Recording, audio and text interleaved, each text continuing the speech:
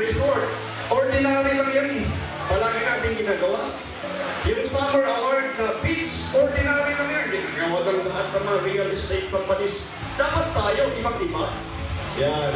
So, mag-research tayo mamaya sa Google kung merong real estate na nag-golf sa awards niya. Wala yun sigurado. Mag-research ko na yun.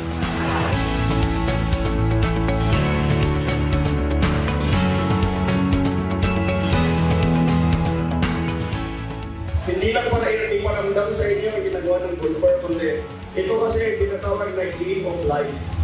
Ito naman sa atin yung game of work. Bakit gano'n? Okay, hinati natin kayo bawat team. Ang ina-expect natin sa inyo, sa team na yun, yung trust in your team. Yung trust in your branch, trust in your division, trust in your company.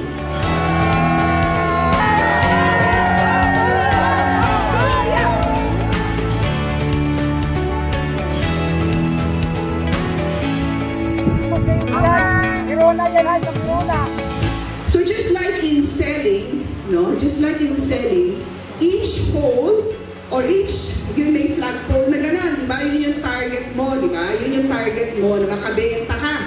So each hole dapat pinaplano mo kung paano mo titirahin. At hindi naman basta tira yan. It takes time. It takes time, it takes patience, a lot of patience, and it takes persistence.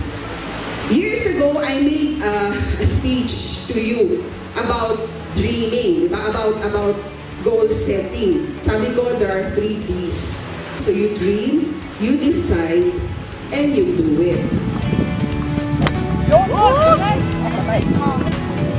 Very nice! Very nice!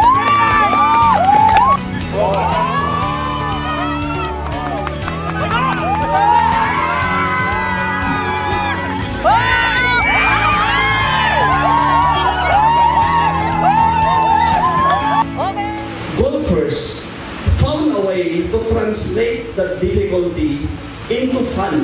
Diba? It's our choice. Kaya ganun din sa ating trabaho. Mahirap magbenta, mahirap ang ginagawa natin, but it's your choice to convert it into a good challenge. Maging mayaman, nakaranas ka paano maglaro ng golf. Wow, golfer!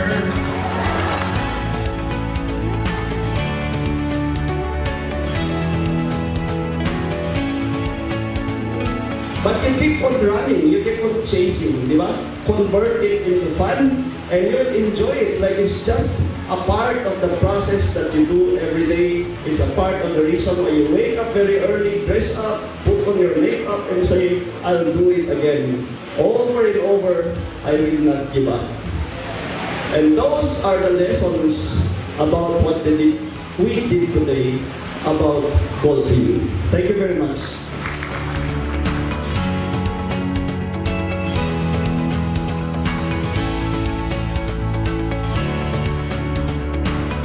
Hey!